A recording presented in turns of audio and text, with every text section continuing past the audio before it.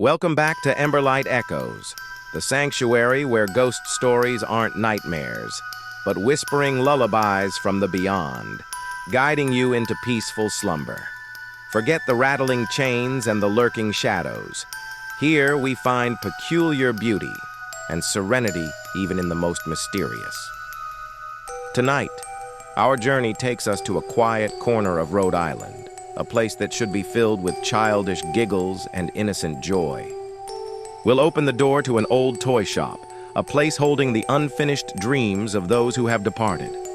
This isn't a tale of terror, but of the playful, sometimes chaotic, yet utterly enchanting presence of a peculiar poltergeist. Objects might dance on their own, faint chuckles echo when no one is visible, and perhaps the memories of childhood are replayed in a uniquely spirited way. Join me as we explore Dreams of the Departed, exploring the peculiar poltergeist of a Rhode Island. Toy shop, relax your mind, close your eyes, and let the whispers and mysterious movements from this old toy shop gently guide you into the world of dreams. Perhaps tonight, you'll meet the spirits of old toys looking for a friend to play with in the quiet of the night. Section 1, hey guys, tonight we're stepping away from the whispering pines and ancient lighthouses, trading the salty air for something a little more wooden. You know, the kind of wood that creaks not just with age, but with stories. Tonight, we're heading into a place that should be pure, unadulterated joy, a toy shop. But not just any toy shop. We're talking about Eleanor Vance's old toy shop in a quiet corner of Rhode Island, a place where the departed might just be playing a never-ending game of peekaboo with reality.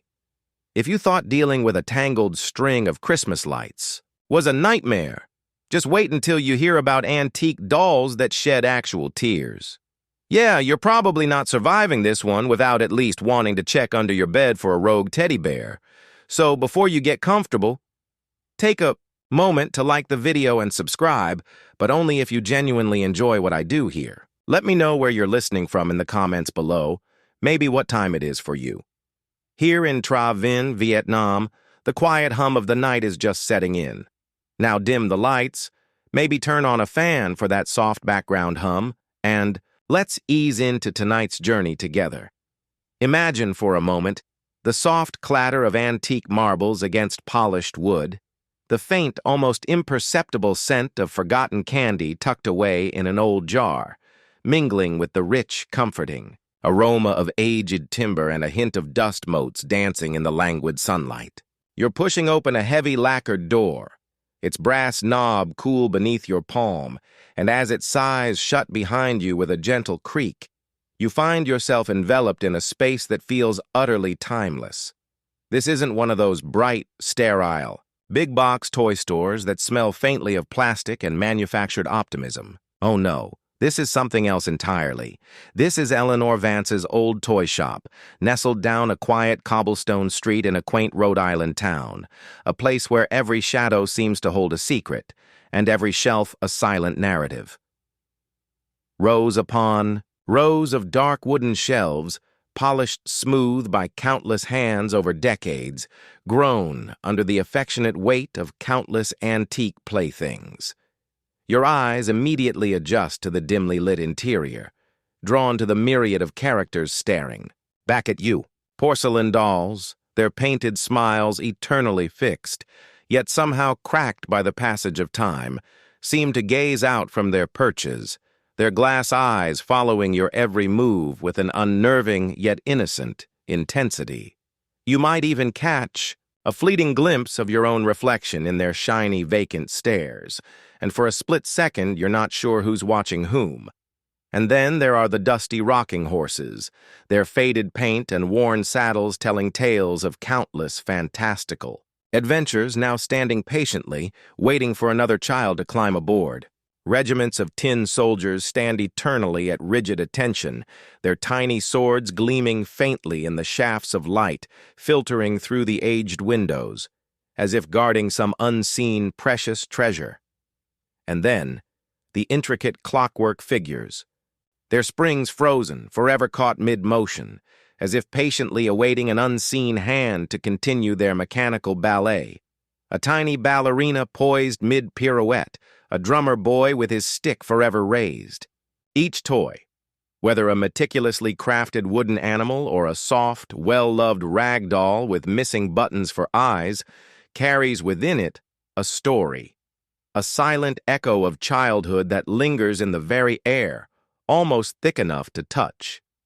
For many decades, this charming, slightly dusty shop was the cherished domain of Eleanor Vance herself. You could picture her, a kind, elderly woman with snow-white hair, often neatly tied back with a simple ribbon, her hands calloused yet gentle from years of tenderly handling delicate figurines. Her warm, crinkling eyes always held a spark of childlike wonder, the kind you only see in people who truly appreciate the small, beautiful details of life. Eleanor wasn't merely a shop owner. She possessed a profound, almost maternal affection for each and every toy, treating them as if they were her own children, little personalities waiting to be understood. You'd often find her gently dusting a porcelain doll's cheek with a soft feather duster, carefully untangling a marionette's impossibly knotted strings, or softly murmuring stories to the silent figures when no customers were present, as if sharing secrets with old friends. She rarely truly sold them, not in the transactional way most shops do. She would say she was finding them new homes, believing that each toy had a unique personality and destiny, deserving a loving owner who would cherish it just as she had. She'd often allow children to play for hours with their favorite pieces, before they made their final choice, watching with quiet delight as joy blossomed in her shop. It was in many ways less a business and more a living museum of happiness.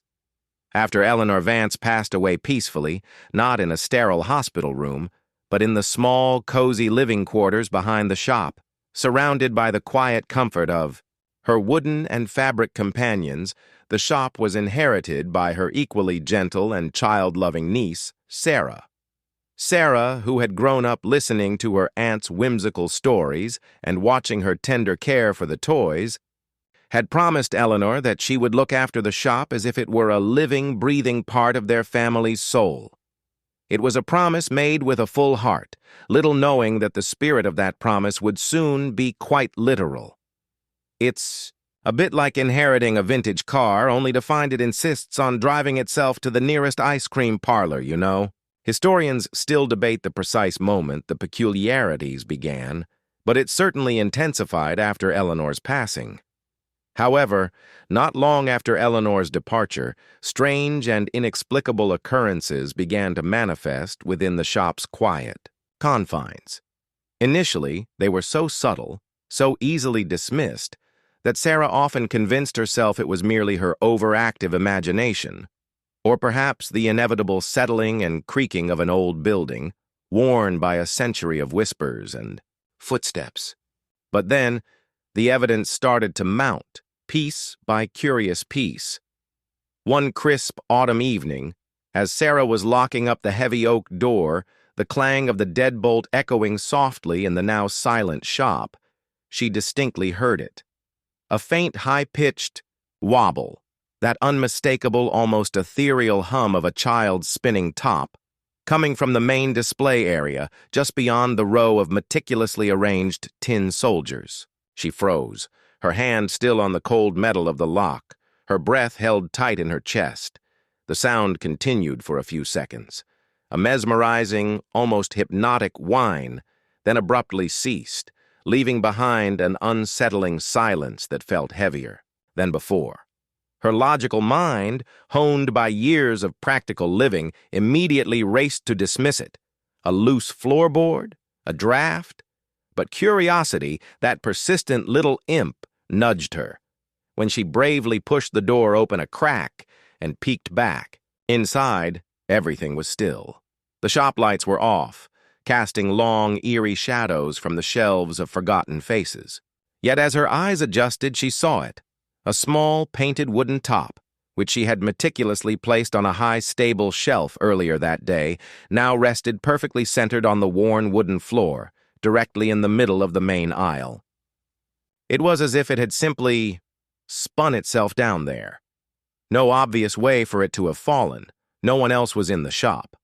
Just a lone wooden top, patiently waiting, perhaps for its next turn.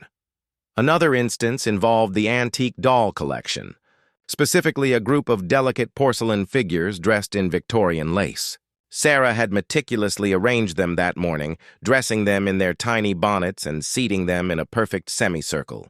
The very next morning, as the first rays of dawn filtered through the dusty windows, she found one particular doll, affectionately named Lily by Aunt Eleanor, sitting facing completely away from the others, her dainty bonnet askew. But it was what Sarah saw next that truly sent a shiver, not of fear, but of profound bewilderment, down her spine. A single, tiny, perfectly formed, pearl-like tear, glistening in the soft morning light, traced a path down Lily's flawless porcelain cheek. Sarah carefully wiped it away with her thumb, the small, cold bead of moisture perplexing her. She knew there was no way dust or condensation could form such a distinct, isolated drop. It was as if Lily had been quietly crying throughout the night, a silent, painted sorrow in the heart of the shop. And then there were the sounds after hours, the ones that became almost a nightly symphony for Sarah, who lived in the small apartment directly above the shop. Many nights, she would be startled awake by the soft, rhythmic clatter of what sounded, unmistakably like wooden blocks being deliberately stacked, one atop the other, only to be gently, almost playfully, knocked over with a soft thump, followed by a faint, childish giggle that seemed to echo from the floor below, ethereal and distant. Sometimes, amidst the gentle creaks of the old building, she'd hear the distinct thump-thump of the rocking horse, steady and rhythmic, as if a small rider was enjoying a tireless gallop, long after the shop was dark and empty. When her curiosity, or perhaps a growing sense of acceptance, compelled her to venture downstairs, heart gently thudding, the rocking horse would be utterly still, the wooden blocks neatly in their designated box, leaving only the chilling whisper of a forgotten playdate lingering in the air. These weren't violent disturbances or terrifying manifestations. These were consistent, minor phenomena, suggesting a playful, perhaps even yearning presence. What was most peculiar was that these happenings never instilled genuine fear or a chilling sense of dread. They never felt malicious.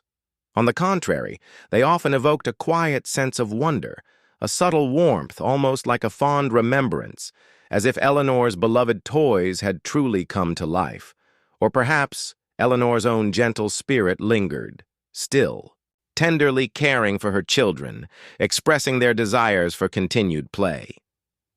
This isn't a haunting of malevolent intent. These are the lingering dreams of the departed, forever bound to the world they once knew and loved, eager to continue spreading joy in their unique, ethereal way. It's almost as if they're trying to tell you, hey, just because we're not technically alive anymore doesn't mean the fun has to stop, right? Join us as we unveil the secrets of this enchanting, slightly haunted toy shop and listen closely for the peculiar echoes of childhood dreams whispering from beyond the veil. Section 2A, as you stand there, contemplating that mysteriously weeping doll or the perfectly positioned spinning top, you can't help but wonder, what forces are at play here? Is it a mischievous breeze playing tricks or something more? To understand the whispers from the wooden wonders, we have to journey back, far beyond the quiet evenings Sarah now experiences, into the vibrant, if somewhat secluded, life of the woman who breathed life into this very space, Eleanor Vance. Eleanor's story isn't one of grand adventures or dramatic revelations.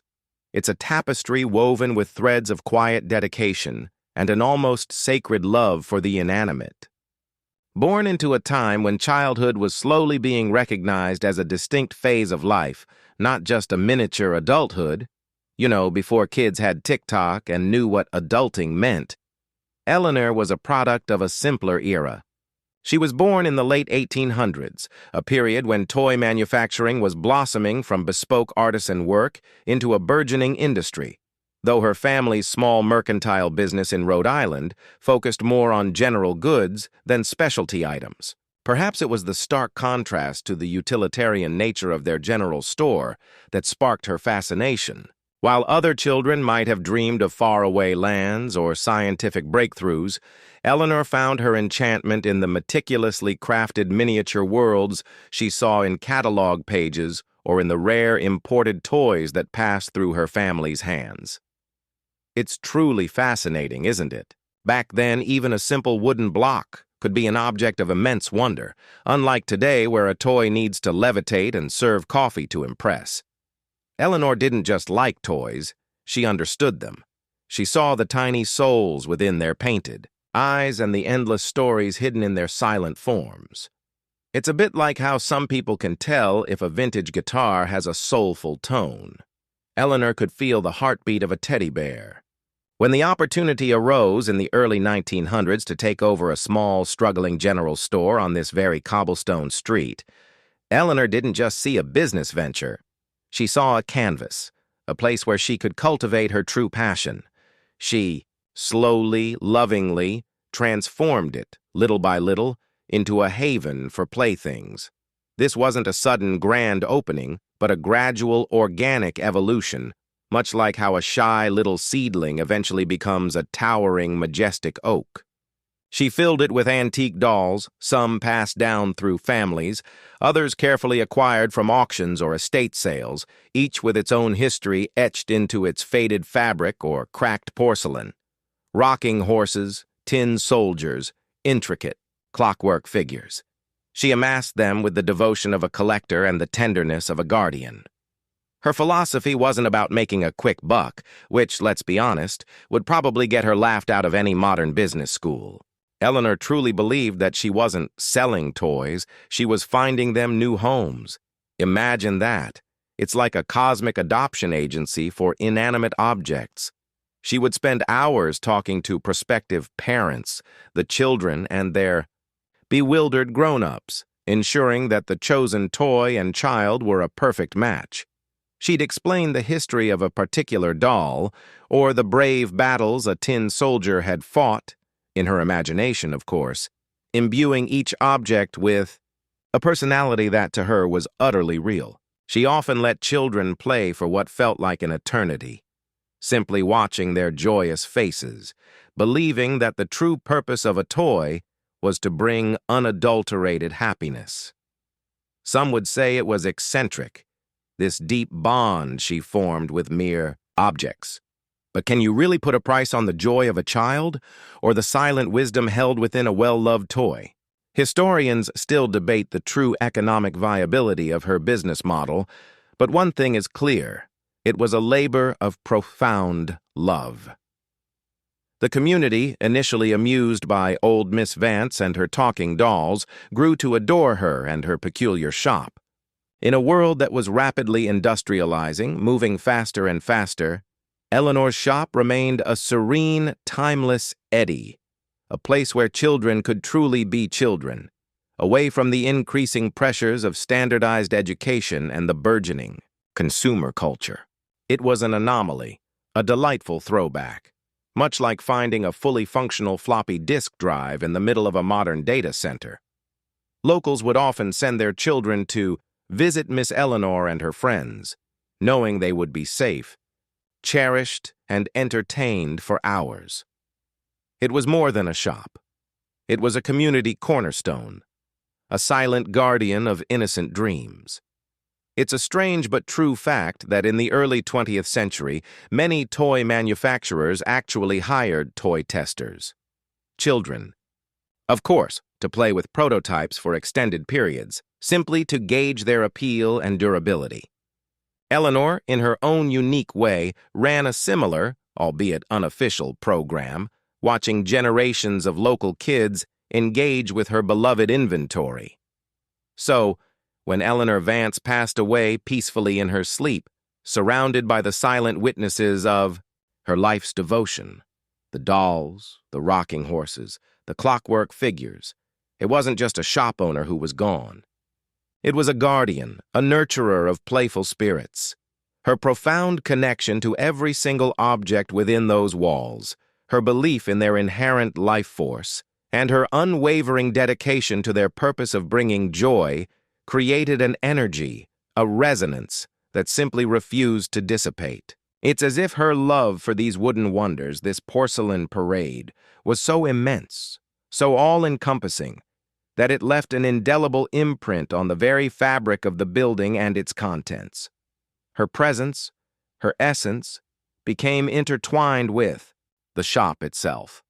The poltergeist activity that Sarah now observes, the spinning top, the crying doll, the phantom playtime, isn't random.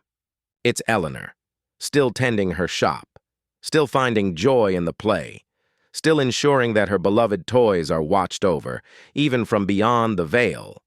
It's her way of saying, just because I'm not physically there doesn't mean the party has to end. A truly endearing thought, isn't it? Action 3 so. We've established that Eleanor Vance poured her heart and soul into every wooden soldier and porcelain doll, essentially creating a living, breathing testament to her love for play. But what exactly does that look like when it translates into spectral activity? It's not about things going bump in the night in a terrifying horror movie kind of way. Think less jump scares, more like a very quiet, very persistent, and slightly eerie game of hide-and-seek with reality. Welcome back to the old toy shop, where the echoes of Eleanor's enduring passion manifest in delightfully peculiar ways. You might feel it first, a subtle shift in the air, a faint energy that prickles the back of your neck, not with fear, but with a curious anticipation. Many who have spent extended time within the shop's cozy, cluttered confines describe an almost uncanny sensation of being watched with amusement. It's not the chilling, predatory gaze you might associate with more malevolent entities. No, this feels more like a kindly, unseen elder observing your every move, perhaps with a knowing twinkle in their invisible eye. It's the feeling you get when you're doing something silly, and you just know someone's secretly enjoying it. Take, for instance, the porcelain dolls. You know, the ones with the unsettlingly pristine faces and glass eyes that seem to hold an entire, unblinking universe. Visitors often report a curious shifting of glances among them. Their meticulously painted eyes, once fixed in a vacant stare, seem to follow movement, their delicate painted smiles appearing to subtly widen, or narrow as if in quiet amusement, or perhaps a shared unspoken joke. One day, a local historian, known for his rigorous skepticism, was meticulously examining a rare German doll from the early 1900s, murmuring about its intricate jointing. He swore later that the doll's head slowly, almost imperceptibly, turned. To face him directly, its painted smile seeming to deepen into a wry grin, as if acknowledging his scholarly pursuits with a silent, teasing understanding. He quickly blamed a draft, but the shop had no drafts. Adding to this eerie charm is the phenomenon of the phantom playtime. On countless quiet afternoons, when only the dust motes danced in the sunbeams, or more frequently after closing, Sarah, Eleanor's thoughtful niece, has described hearing the distinct sounds of toys being played with. It's not a cacophony, but a precise, almost delicate symphony of unseen activity. You might hear the soft, rhythmic thump-thump of a rocking horse, its unseen rider gently swaying back and forth, the sound echoing lightly off the wooden floor. Then, perhaps, the delicate clatter of wooden blocks being stacked one atop the other, building invisible towers, followed by the soft, almost imperceptible clink as they are gently toppled, or the rhythmic roll of miniature trains, their tiny wheels seemingly gliding across non-existent tracks. Sarah once swore she heard a full, albeit silent, train journey from the back of the shop to the front counter, complete with faint whistles, and the steady chug-chug of the engine, though no train had visibly moved. These sounds are never accompanied by any visible movement of the objects themselves, nor is there any sign of disturbance once the sounds cease. It's as if a silent, unseen playdate is unfolding just beyond the veil, a ghostly echo of childhood, joy that persists even when the lights are out and the door is locked. You know, like when your kids mysteriously leave a trail of crumbs from the kitchen to their bedroom, but swear they never touched anything. Perhaps the most startling, yet never frightening manifestation is the spontaneous assemblage. On several occasions, Sarah has arrived in the morning to open the shop, only to find small groups of toys arranged in peculiar, often whimsical tableaux. These aren't random displacements, like a book falling off a shelf. Oh no, these are deliberate, imaginative arrangements showcasing a playful, intelligent force at work. Imagine walking in to find a collection of stern-faced tin soldiers who were perfectly aligned on a shelf the night before, now meticulously gathered around a small porcelain doll, as if listening intently to a story she was telling. Or a fleet of miniature wooden sailboats, which were neatly displayed in a glass cabinet, now lined up perfectly on the main counter, their tiny sails unfurled, as if preparing for a grand voyage across a spectral sea, perhaps to find some forgotten candy. Treasure. One morning, Sarah discovered all the alphabet blocks, which she usually kept in a messy bin, neatly arranged on the floor to spell out play. And another time, even more curiously, they spelled out hello. It's as if the departed still dream of games, and their dreams manifest in subtle physical ways, creating a miniature theatrical scene for the living to discover. It's like finding your laundry perfectly folded and put away by unseen hands. Only instead of socks, it's antique puppets and miniature teacups. These unique manifestations point to a poltergeist that is less about chaos and more about creativity and lingering affection. Unlike the more aggressive poltergeists recorded in paranormal history, like the infamous Bell Witch haunting in the early 19th century that involved physical assaults and terrifying voices, the entity, or entities, in Eleanor's shop seemed to prefer a gentle, almost artistic expression. Historians still debate the true psychological impact of poltergeist phenomena, but here, in this Rhode Island toy shop, it feels overwhelmingly benign. It's a strange but true fact that during the Victorian era, many toys were designed not just for play, but also for education, subtly reinforcing moral lessons, a concept Eleanor wholeheartedly embraced. This playful, gentle haunting, therefore, seems to be a continuation of her life's work. The old toy shop of Eleanor Vance stands not just as a historical landmark or a charming antique store, it's actively cared for and joyfully animated by the unseen hands of those who once loved its wooden wonders. It's a place where the echo of a forgotten giggle can still bring a smile to your face, and where the line between what is seen and unseen becomes wonderfully, perhaps unsettlingly, blurred. And as the tiny unseen hands continue their gentle play, you can't help but wonder what story they're trying to tell, what game they're inviting you to join. Section 4SO, you've heard about the playful tilts of doll heads, the phantom rhythm of the rocking horse, and those oddly deliberate arrangements of tin soldiers. These aren't just isolated incidents, a series of strange happenings in a dusty, old shop. Oh no. What makes the old toy shop of Eleanor Vance truly unique is not just what happens, but how people react to it. You might expect screams, hurried exits, maybe a frantic call to a priest, or a very confused Ghostbusters team. But that's not how it works here. The residents of this charming little Rhode Island town, and even the occasional unsuspecting tourist, tend to react with something far more intriguing, a quiet wonder, a gentle amusement, and often a profound sense of comfort. Imagine you're a long-time customer, perhaps a retired school teacher who used to visit Eleanor for tea and stories. You've heard the whispers, seen the odd occurrences over the years, but instead of fear, you find yourself feeling a peculiar warmth. It's the sensation of being watched with amusement, Not in a creepy, I'm being stalked kind of way, but like a beloved grandparent quietly enjoying your antics from the corner of a room. It's subtle, a prickle on the back of your neck that morphs into a smile on your face. A delivery person, a gruff, no-nonsense man named Frank, once swore he set a box of packing peanuts down on the counter, turned to retrieve his pen, and when he looked back, a small antique jack-in-the-box was sitting on top of the box, its lid slightly ajar, grinning mischievously. Frank, who usually just grumbled about the weather, just shook his head, a wry smile playing on his lips. "That Eleanor," he muttered, "still got her tricks, even from the other side."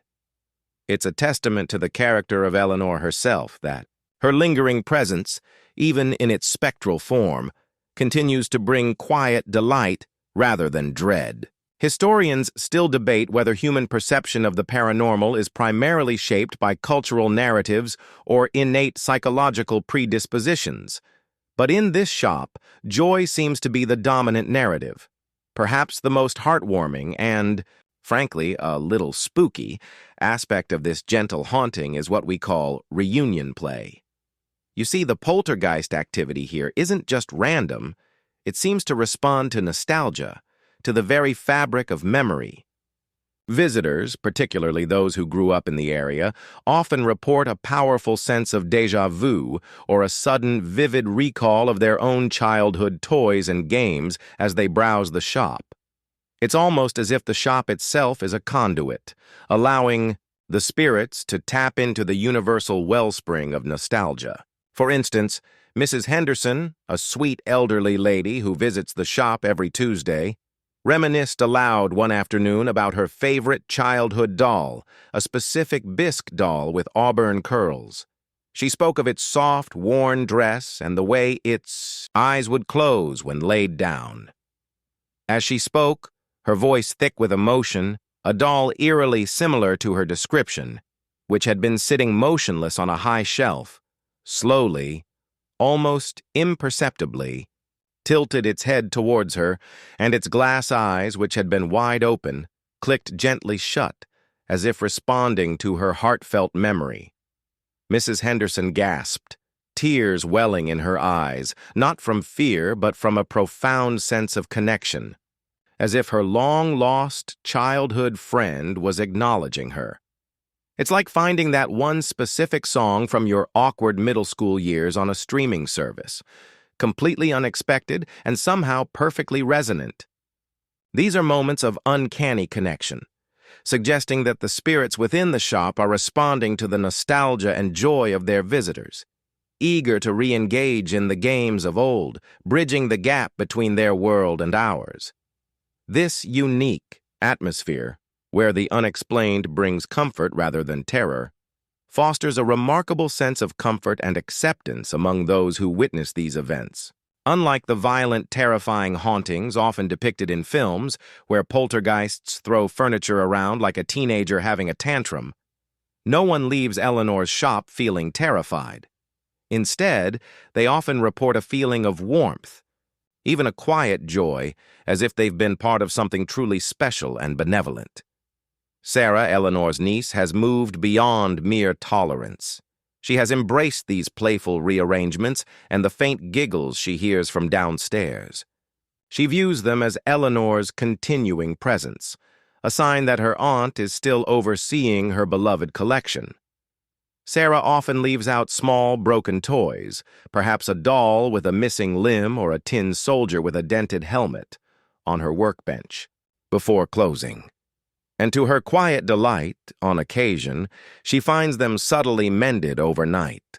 A tiny stitch repaired on a plush animal, a bent piece of tin straightened, as if the spirits are still caring for their collection, continuing Eleanor's meticulous work. It's like leaving a messy kitchen and waking up to find it sparkling clean, only instead of a neat freak roommate, it's a friendly ghost. It's a strange but true fact that the concept of therapeutic play using toys to help children process emotions dates back to the early 20th century. Perhaps these spectral mending sessions are a form of therapeutic play for the departed as well. The occurrences paint a picture of a poltergeist not driven by anger or unresolved trauma, but by a pure, almost childlike desire to play and to express, enduring affection. The old toy shop of Eleanor Vance is a testament to the idea that some dreams of the departed are simply an extension of the joy and love they brought to life.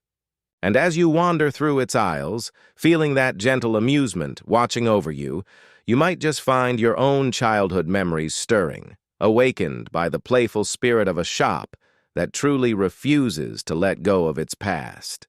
It leaves you wondering in a good way what unseen hand might be just around the corner, ready to nudge a small toy your way. Section 5. So, you've experienced the comforting warmth, the nostalgic pangs, and the gentle nudges that make Eleanor Vance's toy shop less a house of horrors and more a whimsical, slightly unsettling playground for the departed.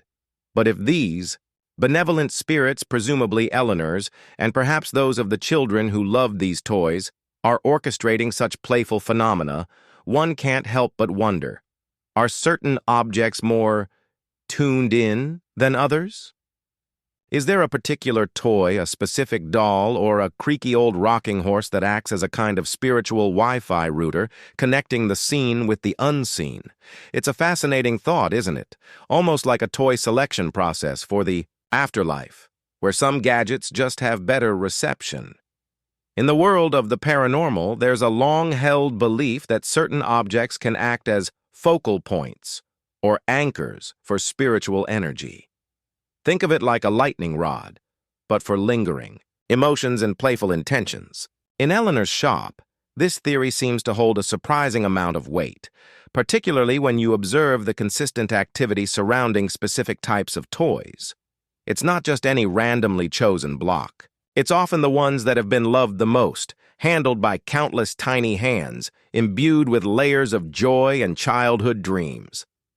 Let's talk about the rocking horse. You know, the one that sometimes thumps in the dead of night when no one's around.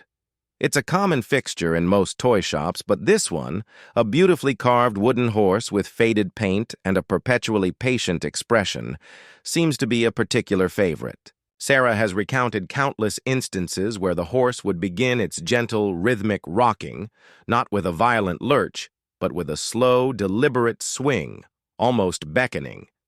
Sometimes she'd notice it would only start to rock when a small child, a customer perhaps, would wander close, reaching out a hesitant hand. It's as if the horse, filled with the echoes of countless happy rides, craved the presence of a child once more, offering an unseen ride from beyond the grave. One curious afternoon, a young boy, no older than 5, sat quietly on the floor, near the rocking horse, drawing in his sketchbook. Suddenly, the horse began to rock, gently at first, then gaining a steady momentum. The boy looked up, his eyes wide, but not with fear. He simply smiled, continuing to draw, occasionally glancing at his silently moving companion. It was a perfect, unspoken playdate between two worlds, the kind that might make you wonder if your old childhood bicycle secretly wants to go for a spin without you. And then there's Lily, the porcelain doll. Remember her? The one with the disconcertingly perfect single tear. The one that sometimes turns her head or closes her eyes in response to Mrs. Henderson's heartfelt recollections. Lily isn't just an ordinary doll. She seems to be a direct conduit, perhaps for Eleanor herself, or for a child who particularly loved her. Her movements are subtle, almost imperceptible to the casual observer, but consistently deliberate. Sarah once witnessed Lily's tiny porcelain hand, which had been resting demurely on her lace dress, slowly, painstakingly, lift and point towards a dusty, forgotten corner of the shop. When Sarah investigated, she found a small antique music box, long believed broken, now playing a faint, tinkling melody. It's as if Lily was not just crying, but communicating, guiding Sarah to a piece of the past that held a shared joy. Historians still debate the psychological significance of dolls in childhood development across different cultures, but few would argue against their profound emotional impact. The clockwork figures, too, play a fascinating role in this spectral orchestra. Unlike the rocking horse or the dolls, whose movements are more fluid and organic, the clockwork toys are mechanical by nature. Yet within Eleanor's shop, they seem to possess an uncanny ability to activate without being wound. A tiny ballerina might begin her graceful pirouette, her little skirt flaring without any visible touch. A miniature drummer boy might tap his drum with a phantom rhythm, his tiny sticks moving with unseen energy. These movements are precise, almost ghostly echoes of their intended function. It's as if the very heartbeat of the shop, the ticking and whirring of playful mechanisms, continues, powered not by springs, but by a persistent, unseen force. This phenomenon is a bit like finding your old flip phone suddenly having full battery and an internet connection. Baffling, yet strangely charming. It's a strange but true fact that in the 18th century, some clockwork automatons were so sophisticated they could write letters or play musical instruments, leading some to believe they were truly imbued with life. Perhaps in Eleanor's shop, some of them actually are. These repeated phenomena, focused on specific objects, strongly suggest the idea of an emotional imprint. It's a theory that posits intense emotions, especially those experienced repeatedly or with great fervor, can leave a lasting energetic residue on objects or locations. Eleanor's profound love for her toys, the boundless joy of the children who played with them, the quiet solace found within those walls, all these powerful sentiments could have literally saturated the very fabric of the shop and its contents. The toys, having been the recipients and vehicles of so much happiness, became perfect vessels for this lingering energy. It's a concept that suggests our emotions aren't just ephemeral feelings, but can, in a unique way, become part of the world around us. So, while you might think of it as a traditional haunting, you might also consider it a physical manifestation of pure, unadulterated happiness that simply refused to fade. The old toy shop of Eleanor Vance isn't just a place where ghosts roam. It's a living archive of joy where the past continues to play, using its cherished toys as instruments for its enduring symphony. And as you watch these inanimate objects subtly shift and stir, you begin to understand that sometimes the most profound connections are found in the most unexpected and delightfully haunted places. Section 6SO. You've seen how Eleanor's unwavering love for her wooden wonders seems to animate them, making certain toys into curious conduits for lingering emotions. It's almost like they're little spiritual Wi-Fi hotspots, buzzing with the echoes of joy. But what if there's more to it than just Eleanor's lingering affection?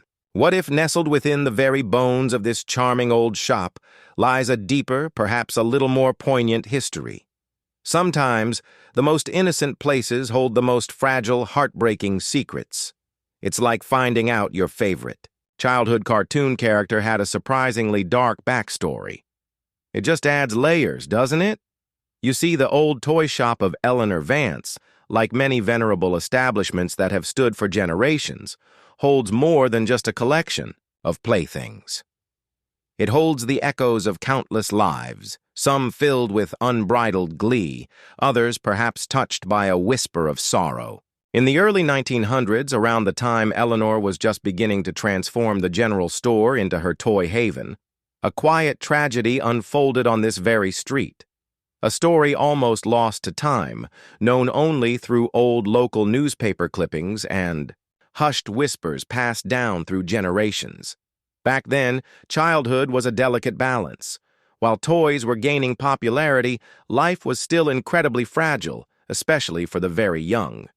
It was a time when simple illnesses could turn severe, much like how a tiny scratch on your phone screen used to escalate into a full-blown existential crisis for your wallet. The year was 1912. While the world was gripped by the sinking of the Titanic, a far smaller personal heartbreak unfolded right here. A young girl named Lily, no older than 7, lived just a few houses down from what would soon become Eleanor's toy shop. Lily was, by all accounts, a vibrant, imaginative child, obsessed with a particular small, meticulously crafted wooden doll displayed in the shop's window. This doll wasn't just any doll. It was a unique piece, hand-carved in Germany, with intricate, painted eyes and a tiny, delicately braided silk hair. Lily would press her nose against the glass every single day, her breath fogging the pane, her small finger tracing the outline of the doll she affectionately called Pip. She would spend hours concocting elaborate stories about Pip's adventures, dreaming of the day she would save enough pennies from her meager allowance to make Pip hers. Her parents, humble laborers, promised her that when her 8th birthday came, and if she was a very good girl, Pip would be her special gift. It was a common historical event in that era. Children often saved for months, sometimes years, for a single cherished toy, unlike today where a new gadget appears every other. Tuesday. Tragically, just weeks before her birthday, Lily fell ill with a sudden virulent fever that swept through the small town. Despite the best efforts of the local doctor, she passed away quietly in her sleep, never having held her beloved Pip. The doll, still in the shop window, became a silent, poignant monument to a dream unfulfilled. Eleanor, hearing of the child's passing, was deeply moved. She carefully removed the doll from the window display, deciding that such a special toy, imbued with such longing, deserved to be kept safe, perhaps even to quietly mourn its intended owner. She placed Pip on a secluded high shelf in the back of the shop, away from prying eyes, out of respect for Lily's memory. It's a strange but true fact that in some European cultures of that period, dolls were sometimes buried with children who died young to provide comfort in the afterlife. Eleanor's gesture, though different, carried a similar sentiment. This small, heartbreaking incident, this unfulfilled childhood dream, became a part of the shop's very essence. You see, Eleanor's already profound love for her toys, her belief in their almost living nature, was deepened by Lily's story. She saw Pip not just as a doll, but as a silent witness to a child's pure, unadulterated longing. This event, far from being a violent trauma, added a layer of profound, gentle melancholy to the shop's energetic signature. It's a quiet ache, a soft yearning that complements Eleanor's playful spirit. This is where the idea of the emotional imprint truly deepens. Not just the joy of play, but the powerful, concentrated emotion of unfulfilled desire, of innocent. Dreams cut short could have also imbued the shop and perhaps specific toys. Pip, that tiny German doll, might just be another focal point, a receiver for the lingering energies of a child's deepest wish. So when you see a doll in the shop that seems to cry or turn its head with a wistful air, or feel a sudden, inexplicable sense of longing for a toy you never had, perhaps it's not just Eleanor's playful spirit. Perhaps it's also the echo of little Lily, still dreaming of playing with her beloved Pip, a dream that continues to manifest in the quiet, dusty aisles of the old toy shop. Historians still debate the extent to which individual tragedies contribute to localized supernatural phenomena, but in a place so steeped in childhood memories, it's hard to ignore the quiet sorrow that sometimes permeates the playful energy. It's a subtle reminder that even in a place of joy, there can be a delicate undercurrent of poignant, almost beautiful sadness, like finding a perfectly preserved, withered flower pressed between the pages of a beloved storybook. Section 7. You've now felt the quiet hum of Eleanor's enduring affection for her wooden wonders, and glimpsed the poignant, almost heartbreaking echo of little Lily's unfulfilled dream. It leaves you with a question, doesn't it? If the toy shop is indeed host to these peculiar phenomena, what exactly are we dealing with? Is it Eleanor Vance herself, still meticulously caring for her beloved collection from beyond the veil, perhaps just a little more hands-off than she used to be? Or is it the lingering spirit of Lily, forever drawn to the toy she longed for? Or perhaps, and this is where it gets really interesting, is it a beautiful melancholic dance between both, a tapestry woven from the threads of love and loss? In the study of the paranormal, there are generally two broad categories for hauntings: residual hauntings and intelligent hauntings. A residual haunting is like a recording, an energetic imprint left by strong emotions or repeated actions, replaying itself without any conscious interaction. Think of it like a glitch in the cosmic matrix, a scene from the past playing on a loop. It's a bit like when you get a song stuck in your head, and it just plays on repeat, regardless of what you're trying to do. An intelligent haunting, on the other hand, suggests a conscious entity capable of reacting, interacting, and even communicating. In Eleanor's shop, the evidence points to a fascinating blend, perhaps leaning more towards the intelligent. The way Lily's doll responds to Mrs. Henderson's memories, the alphabet block spelling out hello, or the way the rocking horse seems to beckon a child, these aren't random replays. They suggest a level of awareness, a desire to engage. It makes you wonder if our dearly departed are simply trying to get our attention, like a ghost trying to comment on your latest Instagram post. So, what exactly is the poltergeist trying to communicate? It's clearly not trying to scare anyone, which rules out your typical horror movie antagonist. Instead, its actions seem to carry a message of comfort, a desire for remembrance, and perhaps even a gentle continuation of play. The subtle mending of broken toys that Sarah sometimes finds in the morning, that speaks of care, of Eleanor's continuing fastidiousness and love for her children. The specific arrangement of toys around Pip, as if in a silent vigil or a storytelling circle, that feels like a poignant acknowledgement of Lily's unfulfilled longing, a way for the spectral inhabitants to finally play with her beloved doll. It's almost as if they're saying, "We remember, we're still here, and the game isn't over." This aligns with a strange but true fact that in the Victorian era, as spiritualism gained traction, many believed that the spirits of the deceased could communicate through physical manifestations, sometimes using objects they cherished in life. Historians still debate the true motivations behind spiritualist movements of the time, but the yearning for connection with the departed was undeniably powerful. The symbolism of toys themselves also plays a profound role here. Toys are inherently objects of innocence, joy, and the boundless imagination of childhood. They are vessels for dreams, often invested with deep personal meaning by the children who love them. When these objects become focal points for spiritual activity, it's not just a material object moving, it's a piece of someone's cherished past, brought to life in an uncanny way. Think about your own favorite childhood toy. If it suddenly moved, or seemed to respond to your presence, wouldn't that feel more like a reunion than a scare? It's not a shadowy figure lurking in a hallway. It's a tiny wooden train chugging along without power, a silent echo of laughter.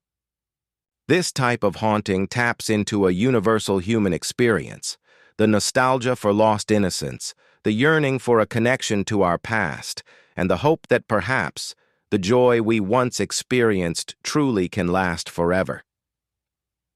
During the late 19th and early 20th centuries, a common historical event that deeply impacted family life was the devastating impact of childhood diseases like diphtheria, scarlet fever, and influenza.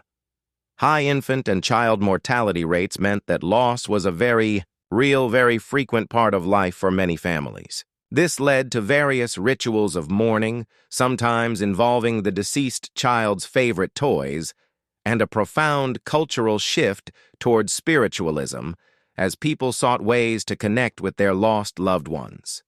The toy shop, with its delicate balance of childlike joy and lingering sorrow, could be seen as a microcosm of this era, a place where the cultural anxieties and spiritual longings of the time manifest in a uniquely poignant way.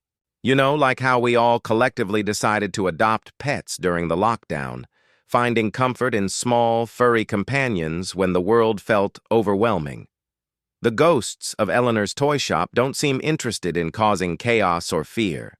Instead, they are engaged in a perpetual act of storytelling, a silent narrative woven with the threads of playtime, memory, and a deep, abiding connection to the physical objects that held so much meaning. It's a testament to the idea that love, especially the pure, unadulterated love for something as innocent as a toy, can transcend the boundaries of life and death, leaving behind a gentle, persistent hum of affection. And as you drift further into the story, you can almost hear the soft, rustling pages of a forgotten storybook turning all on their own, inviting you to listen to a tale that's far from over. Section 8, we've explored the poignant narratives woven into the old toy shop, the echoes of love and loss that seem to animate its wooden wonders. But what if we step away from the whispers of the past and look at this from a different angle? What if instead of ghosts and lingering spirits, we consider the possibility of more earthly explanations? Could the subtle movements, the phantom sounds, and that unsettling feeling of being watched have a scientific basis? It's like trying to figure out if that weird noise in your house is a ghost or just your ancient plumbing finally staging a rebellion. While the idea of a gentle poltergeist is certainly enchanting, the human mind is wired to seek patterns, to find explanations for the unexplained. So, let's play devil's advocate for a moment and consider some of the more grounded theories. One possibility is static electricity. The shop, filled with aged wood, fabric, and dust, could be a perfect breeding ground for static buildup. A sudden discharge could cause a light object, like a small wooden top, to move unexpectedly. It's not a ghost spinning it. It's just physics having a little fun. You know, like when you shuffle across a carpet in socks and then shock your unsuspecting friend. It's not magic. It's just a tiny, annoying jolt. Another theory involves infrasound, sounds below the range of human hearing. These low-frequency vibrations can be caused by various sources, from distant traffic to subtle shifts in the building's foundation. While we can't hear them, infrasound can affect our bodies, creating feelings of unease, even a sense of being watched. Could the subtle thump-thump of the rocking horse, or the faint, almost imperceptible sounds of toys being played with, be caused by infrasound, subtly influencing our perception? It's not a spectral playdate, it's just your ears playing tricks on you. It's like when you think you hear your phone ringing, but it's just the hum of the refrigerator. And then there's the possibility of electromagnetic fields. The Earth itself has a natural magnetic field and electrical wiring. Even old wiring in an antique shop can create its own electromagnetic fields. Some researchers believe that strong electromagnetic fields can affect the human brain, causing hallucinations or unusual sensations. Could the feeling of being watched, the subtle shifts in perception, be caused by the shop's unique electromagnetic environment? It's not a ghostly gaze. It's just your brain getting a little scrambled. It's a bit like when you stare at a screen for too long and start seeing things that aren't there. However, even if we consider these scientific possibilities, they don't fully explain all the phenomena in Eleanor's shop. A static discharge might move a top, but could it explain the deliberate arrangement of toys into a tableau? Infrasound might cause a feeling of unease, but could it make a doll cry a single, perfect tear? Electromagnetic fields might influence perception, but could they make alphabet blocks spell out hello? It's a strange but true fact that some researchers have attempted to recreate poltergeist phenomena in controlled laboratory settings, using static electricity, infrasound, and electromagnetic fields. While they have been able to produce some minor effects, like moving small objects, they have never been able to replicate the complex, seemingly intelligent activity reported in places like Eleanor's shop. Historians still debate the role of confirmation bias in paranormal investigations, where people are more likely to notice and remember events that support their pre-existing beliefs. The old toy shop of Eleanor Vance exists in that fascinating liminal space between the known and the unknown. While science can offer potential explanations for some aspects of the haunting, it can't fully account for the unique blend of playful energy, poignant sorrow, and seemingly intelligent interaction that permeates the shop. Perhaps in this case, the truth lies not in choosing one explanation over the other, but in accepting that both can coexist. The shop might be influenced by static electricity, infrasound, and electromagnetic fields, but it also might be a place where the echoes of love and loss have found a way to express themselves in a way that science can't fully quantify. And as you consider these competing explanations, you might find yourself drawn back to the idea of Eleanor, still tending her shop, still finding joy in the play, her gentle spirit intertwined with the very fabric of the building and its beloved toys. Even if there's a scientific basis for some of the phenomena, the heart of the haunting, the reason it feels so comforting rather than terrifying, remains rooted in her enduring affection. And as you drift further into the night, you might find yourself wondering if the next time you visit a dusty old antique shop, you might just be surprised by what or who you find there. Section 9 So, we've dabbled in the realm of scientific explanations, poking at the possibility that static, infrasound, or electromagnetic fields might be playing tricks on our senses in Eleanor Vance's toy shop.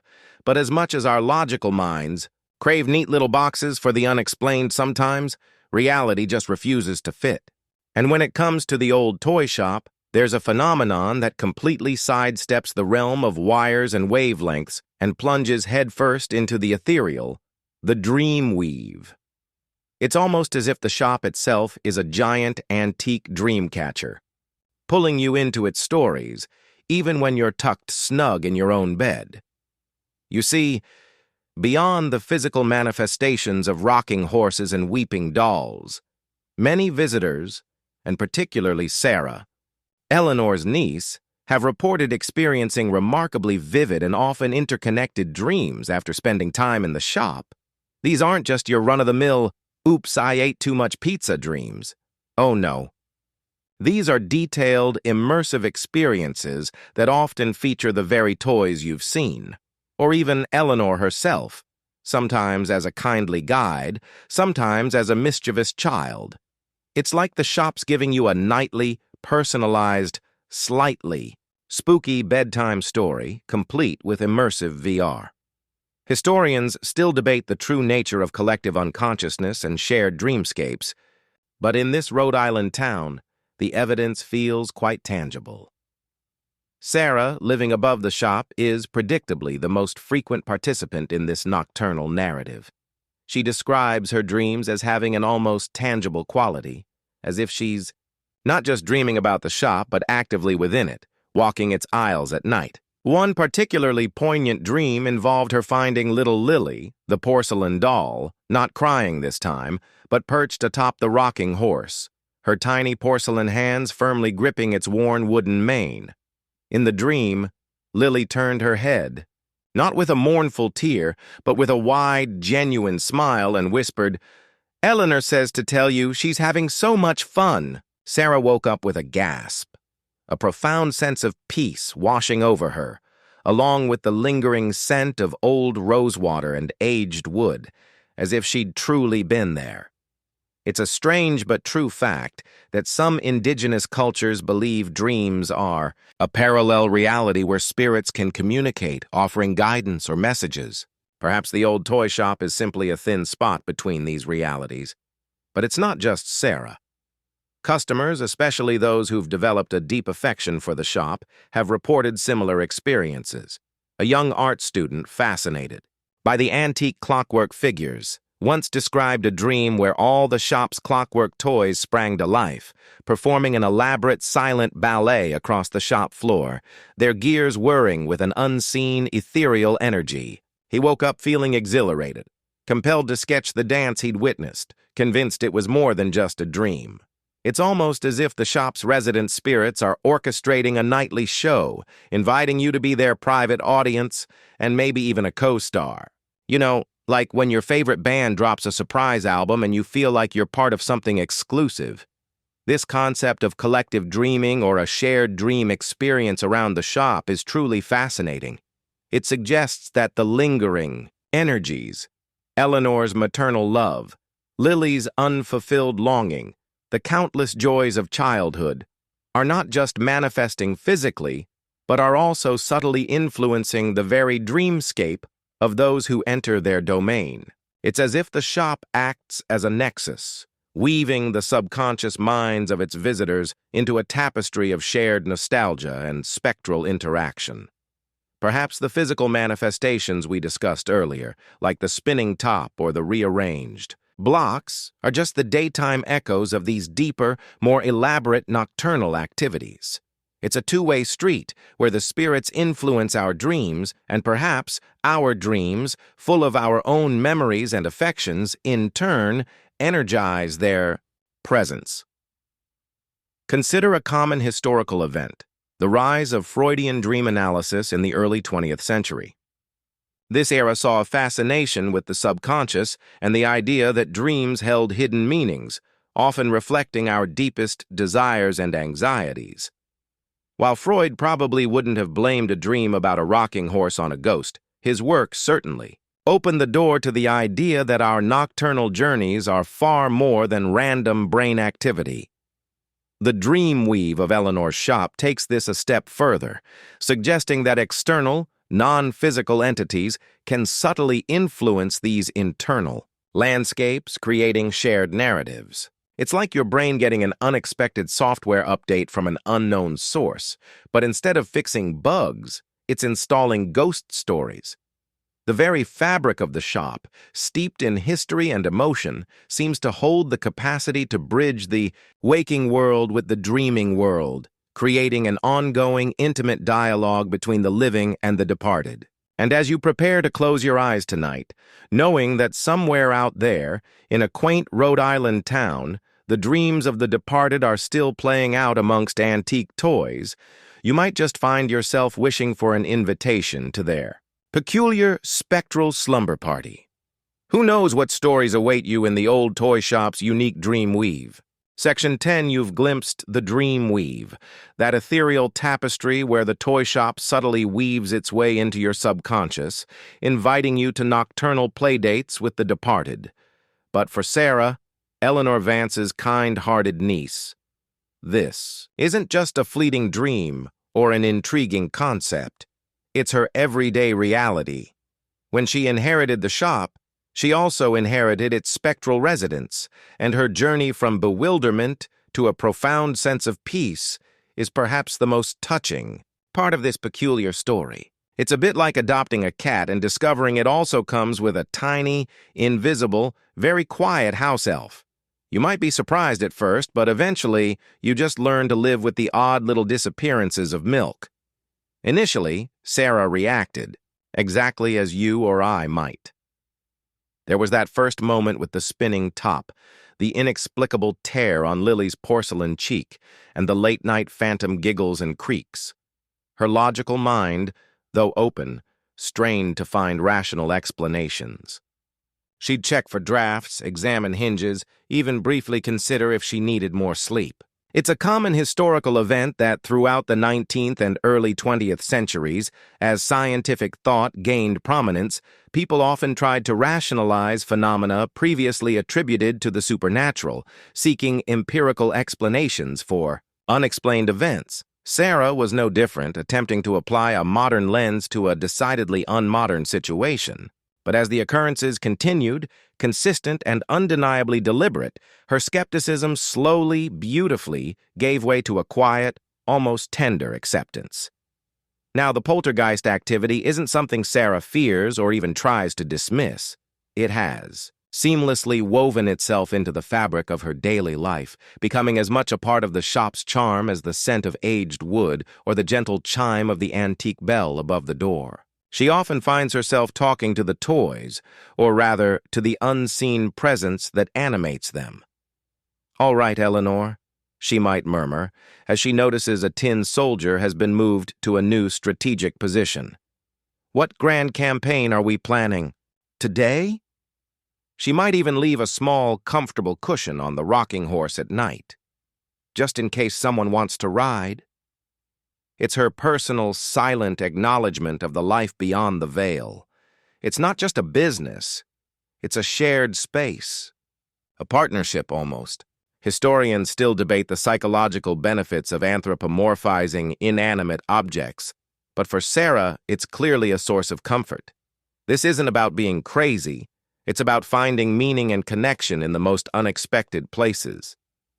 Sarah now sees herself not just as the shop owner, but as a shared custodian with Eleanor's spirit. She believes her aunt is still very much present, still watching over her beloved toys, still ensuring they find the right homes.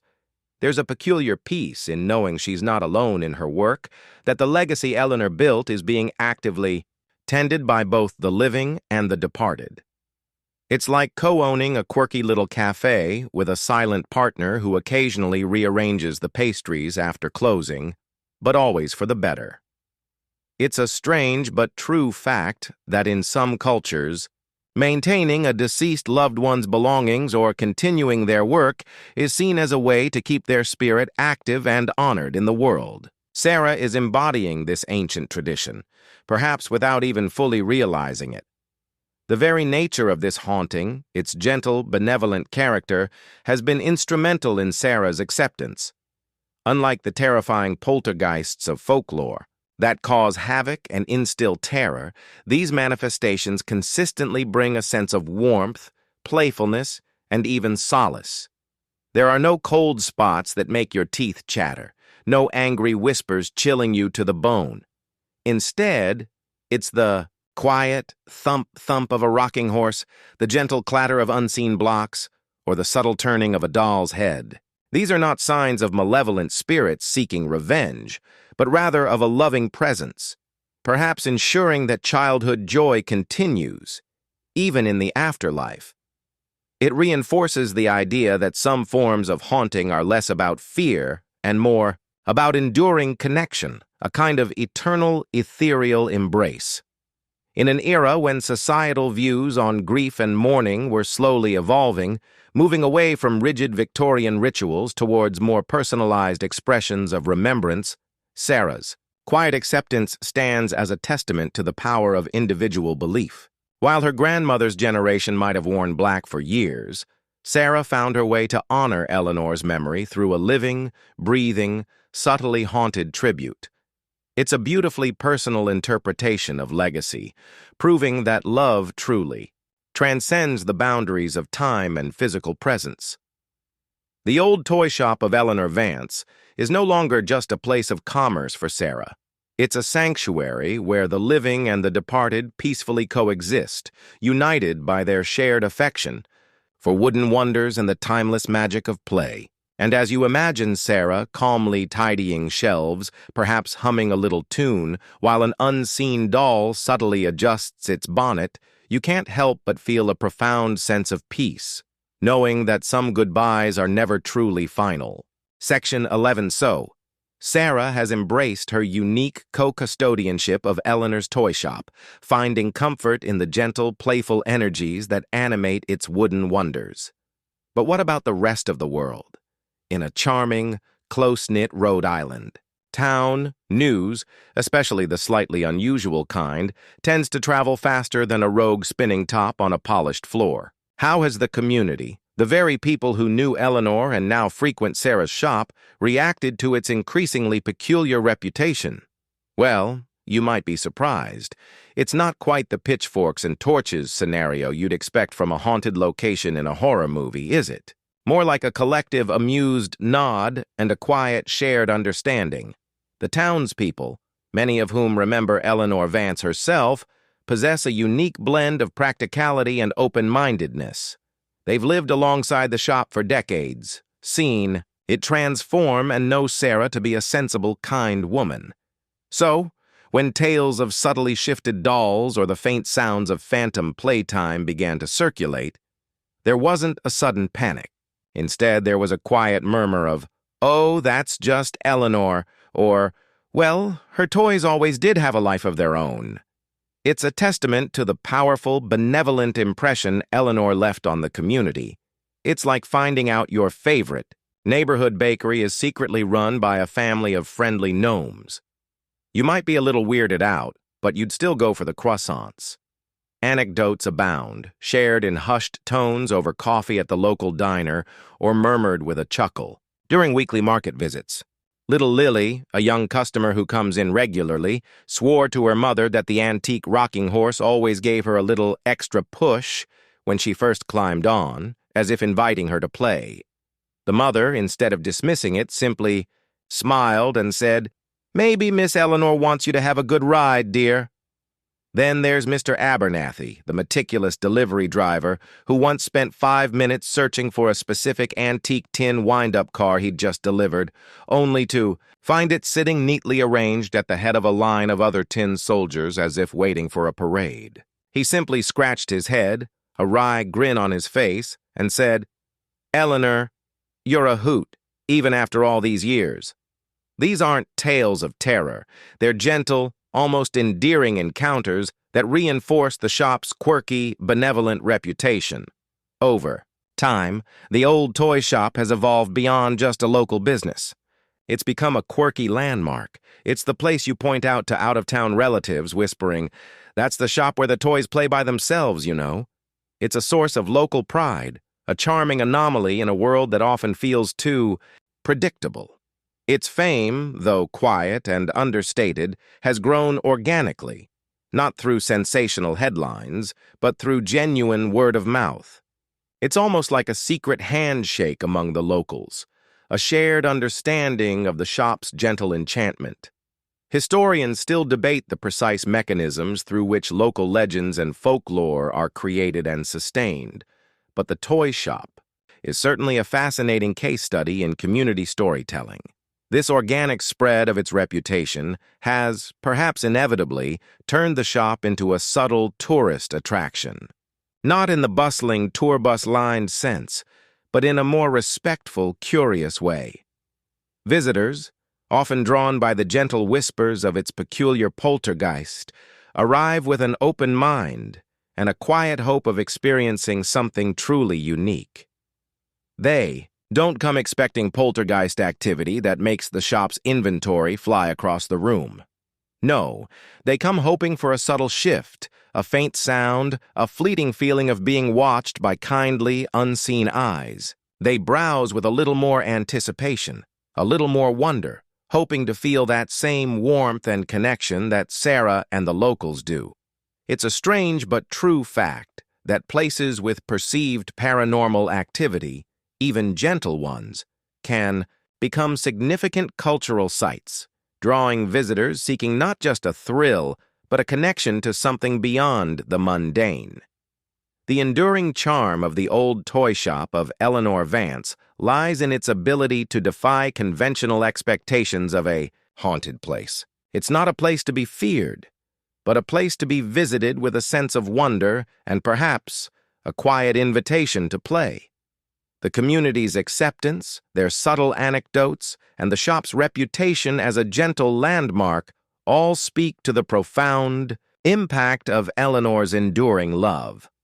And as you imagine these curious, respectful visitors lingering a little longer by the rocking horse or gazing intently at a doll, you realize that the dreams of the departed are still very much alive, quietly, playing out for all who are willing to see and, more importantly, to feel. Section 12, you've seen how the old toy shop of Eleanor Vance has charmed its way into the local folklore, becoming a quiet, beloved landmark. But in a world increasingly connected by whispers and viral sensations, even the most subtle of hauntings can't stay a secret forever. And so, despite the local community's gentle acceptance, it was only a matter of time before the more analytically curious arrived. Enter the paranormal investigators. Think less Hollywood blockbuster, more local club with a healthy dose of earnest enthusiasm and perhaps a few too many gadgets. It's like when you're enjoying a quiet picnic and suddenly a drone hovers overhead, filming your sandwich. Slightly intrusive, but mostly harmless. These weren't your typical dramatic ghost hunters, bursting in with flashing lights and dramatic pronouncements. No, the groups that eventually found their way to the old toy shop were often small, independent collectives drawn by the intriguing rumors of a benevolent poltergeist. They came armed with their equipment, not proton packs, but the usual suspects: EMF meters designed to detect electromagnetic fluctuations, temperature guns to spot sudden cold spots, and digital voice recorders for electronic voice phenomena, or EVPs. They moved with a quiet reverence, aware of the shop's unique reputation, perhaps a little disappointed there wouldn't be any flying furniture, but hopeful for something subtle. It's a bit like showing up to a heavy metal concert and realizing it's actually an ASMR performance. Different vibe, but still an experience. Their findings, predictably, were as ambiguous as the haunting itself. The EMF meters would occasionally spike in certain areas, particularly around the rocking horse or Lily the doll, but never consistently enough to be conclusive. Was it a lingering energy, or just old, faulty wiring in the ancient building? Historians still debate the reliability of early parapsychological instruments in distinguishing genuine anomalies from environmental interference. Temperature guns would sometimes register a slight, inexplicable drop in a corner where a child's laughter had been reported, but again, nothing dramatic enough to make headlines. And the EVPs? Well, there were faint whispers, often too garbled to decipher. Sounds. That could be wind, dust, or perhaps, just perhaps, the echoes of tiny voices. A strange but true fact. The human brain is highly adept at pareidolia, finding patterns and recognizable sounds in random noise, which can often lead to misinterpreting faint audio as voices. Sarah, Eleanor's niece, handled these investigations, with her usual blend of quiet politeness and subtle amusement. She would let them set up their equipment, patiently answer their questions, and offer them tea. She never confirmed or denied their theories, simply listening with a knowing smile. She'd watch them pore over their readings, their faces a mixture of excitement and frustration, and sometimes she'd catch a fleeting glimpse of the rocking horse gently sway or a doll's eye shift, just as the investigator turned away, as if the spirits were having a quiet chuckle at being probed. It was clear she was protective of her shop and its unseen inhabitants, almost like a parent tolerating curious strangers poking at her quiet, unique children. She saw them not as threats, but as well-meaning, if somewhat overzealous, tourists. The rise of amateur paranormal investigation groups was a common historical event during the late 20th and early 21st centuries, fueled by television shows and a growing public fascination with the unexplained. People seeking concrete proof in an increasingly complex world turned to technology to quantify the unseen. The toy shop, with its gentle, persistent activity, became a kind of understated holy grail for these groups, a place where the supernatural was accessible, not terrifying. Despite all the meters and the recorders, the essence of the old toy shop of Eleanor Vance remained elusive. The investigators left with ambiguous data, intriguing stories, and perhaps a lingering sense of wonder that they couldn't quite explain. The shop continued its gentle, playful haunting, undisturbed by the scientific scrutiny. It reminded everyone that some mysteries aren't meant to be fully dissected or proven. Some things, like the quiet persistence of love and memory, exist just beyond the reach of our instruments, residing instead in the heart, and perhaps in the very soul of a quaint little toy shop. And as the last investigator packed up their gear, the subtle scent of old rosewater would drift through the aisles, a quiet, knowing sigh from Eleanor, perhaps still amused by humanity's endless quest to understand the magic. Section 13. So, the paranormal investigators packed up their blinking gadgets, leaving behind a faint scent of electronics and a lot of inconclusive data. Turns out, some mysteries just prefer to remain delightfully unquantifiable. But for the old toy shop of Eleanor Vance, life, or rather lives, continued as usual. The absence of definitive proof from the experts didn't diminish the gentle hum of activity within its walls. In fact, it almost seemed to solidify the shop's unique status, allowing its daily rhythm to unfold with an enduring, subtly magical normalcy. It's like when you try to prove to your cat that its favorite invisible friend doesn't exist, and the cat just gives you that look that says, "You just don't get it, do you?" For Sarah, the shop's daily life is a seamless blend of the mundane and the miraculous. She unlocks the door each morning, the antique bell above the entrance chiming a welcome that might be for the living or perhaps for the unseen. She dusts shelves, rearranges displays, and manages inventory, often finding that some of the rearrangement has already been taken care of overnight in a perfectly whimsical, if slightly unusual, fashion. The rocking horse might be turned towards the window, as if peering out at the morning sun. Lily, the porcelain doll, might be found sitting beside a small, open storybook, as if she'd been reading late into the night. These aren't startling events, they're just part of the background hum, like the gentle creak of old floorboards or the distant sound of church bells. Sarah responds not with surprise, but with a quiet nod of acknowledgement, sometimes murmuring, "Good morning, Eleanor."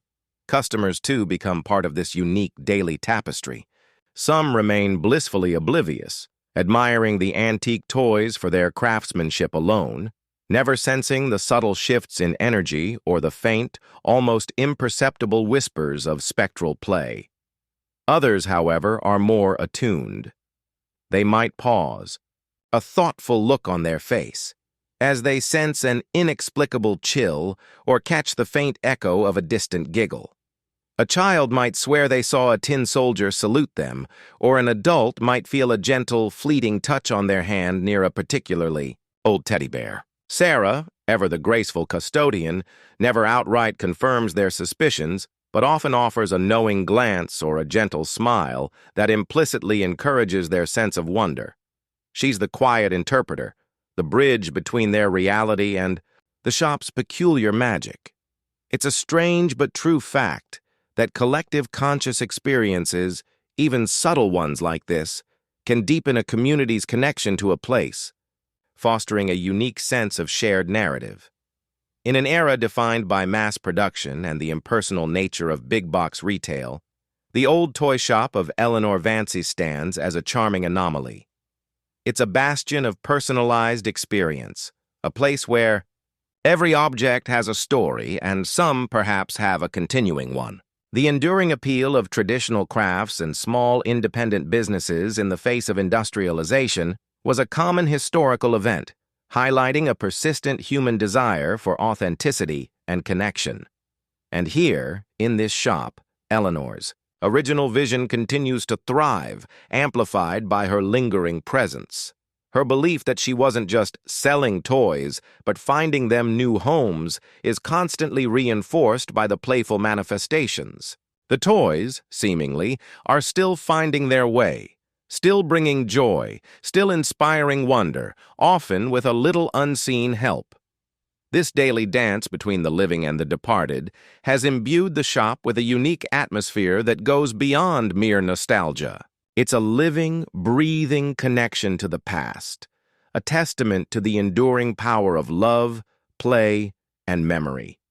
The fact that the phenomena are so consistently benign, almost nurturing, means that instead of being a place of fear, it remains a haven. It's a gentle reminder that sometimes the most extraordinary magic is found not in grand, terrifying displays, but in the subtle everyday wonders that quietly unfold around us. Historians still debate the extent to which human belief shapes observed phenomena. But in this Rhode Island toy shop, belief and experience are inextricably intertwined. So, as you imagine the soft afternoon sun streaming through the shop windows, illuminating dust motes that dance in the air, you can almost hear the faint, happy murmur of Eleanor, still at work, still ensuring that every toy, every child, and every visitor experiences a touch of that timeless, playful magic. The shop isn't just surviving, it's thriving, a beacon of benevolent mystery in a world that often rushes past the quieter wonders. Section 14, you've immersed yourself in the gentle, yet undeniably uncanny daily rhythm of Eleanor Vance's toy shop, where the whispers of the past dance with the presence of the present. We've seen how Sarah, her niece, has embraced this peculiar coexistence, and how the community has woven the shop's ethereal activities into its local lore. But what of the future? In a world constantly chasing the new and discarding the old, what fate awaits a shop so steeped in history, so lovingly tethered to the spectral? Will the rocking horse always thump-thump for unseen riders? Will Lily, the doll, forever shed her enigmatic tear? It's a big question, isn't it? Like wondering if your favorite childhood video game will still be playable on quantum computers in 200 years. The future of the old toy shop feels as delicately balanced as a porcelain doll on a narrow ledge. It stands as a testament to the enduring appeal of the tangible, the handcrafted, and the deeply personal, a stark contrast to the fleeting digital diversions of our modern age. As long as Sarah, or a future generation, cherishes its history and respects its unique atmosphere, the shop seems destined to endure, a beacon of quiet magic in a busy world. It's more than just a business. It's a living museum, a continuous narrative unfolding in real time, subtly guided by unseen hands. Eleanor's enduring legacy is undeniably the cornerstone of this continuation. Her profound love for toys, her belief in their inherent spirit, and her meticulous care have created an energetic imprint that time itself seems unable to erase. Even if Sarah eventually passes the shop on to another family member, or perhaps even a dedicated enthusiast from the community, Eleanor's spirit feels inextricably linked to the very essence of the place. It's her vision, her joy, and even Lily's quiet sorrow that provide the fuel for the peculiar phenomena.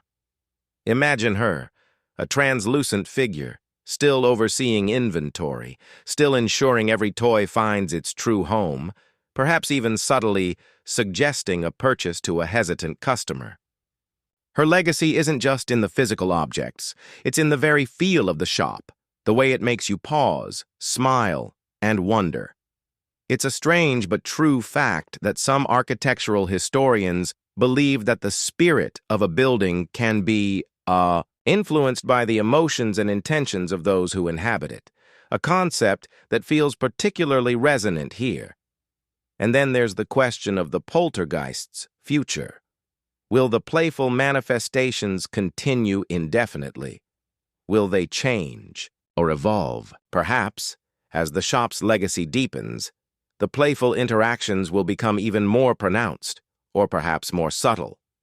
Maybe new forms of communication will emerge as the spirits adapt to new technologies or new generations of toys enter the shop. It's a fascinating thought, isn't it? The spirits learning to interact with a smart speaker, perhaps playing a phantom lullaby from a streaming service. Historians still debate the longevity of residual versus intelligent hauntings, but the sheer emotional depth tied to Eleanor's shop suggests a resilient, enduring presence. The story of Eleanor Vance's peculiar poltergeist, this gentle haunting, is already being passed down through generations. Children who visited the shop grow up telling their own children about the rocking horse that sometimes rocked by itself, or the doll that seemed to wink.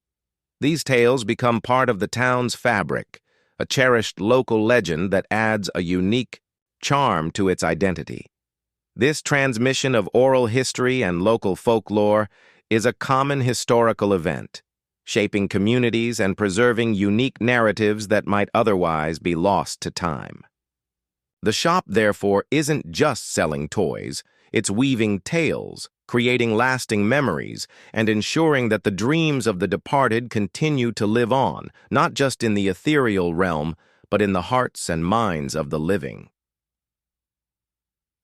The Old Toy Shop of Eleanor Vance is more than a simple antique store. It's a living, breathing testament to the enduring power of love, the quiet resilience of memory, and the magical possibility that some spirits simply refuse to let go of their joy.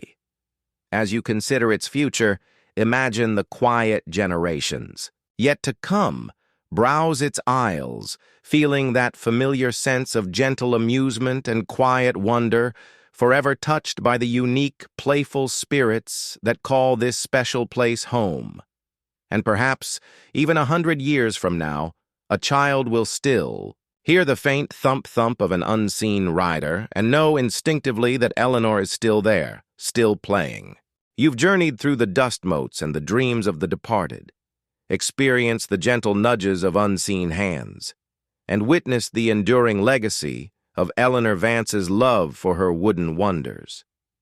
As we reach the end of our exploration into the peculiar poltergeist of this Rhode Island toy shop, it's clear that this isn't your typical ghost story.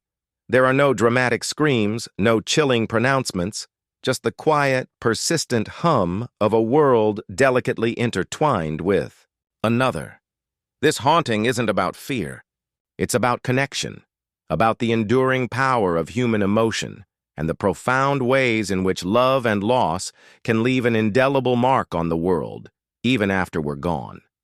It's like finding a message in a bottle from 100 years ago, but instead of words, it's a silent, comforting melody. The old toy shop of Eleanor Vance stands as a unique testament to the idea that some spirits don't linger because of tragedy or malevolence, but simply because of profound affection. Eleanor, a woman who poured her heart and soul into every stitch and every carved detail, created a space so saturated with her passion that it continues to live, to breathe, even in her physical absence.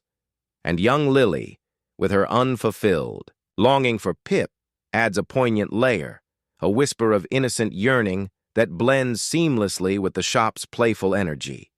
It's a beautifully complex tapestry, woven from joy and sorrow, play and peace, all held within the creaking timbers and dusty shelves. Historians still debate the true nature of the human soul and its potential to transcend death. But here, in this quiet corner of Rhode Island, the evidence is compellingly, gently present. Perhaps the most profound message of this particular haunting is the enduring power of play. Toys, by their very nature, are vessels for imagination, for the boundless creativity of childhood. They represent a time of innocence, wonder, and unadulterated joy. For the spirits of Eleanor and Lily, the shop serves as a continuation of this sacred play. It's a place where they can still engage, still connect, still participate in the timeless dance of imagination. The phantom Playtime isn't a chilling reminder of death, but a heartwarming echo of life, a persistent testament to the idea that some joys are simply too potent to fade. This resonates deeply with a common historical event, the significant cultural shift in the 19th century that began to truly value childhood as a distinct and important stage of life, rather than merely a preparation for adulthood. This newfound appreciation for childhood innocence made toys and play far more central to family life.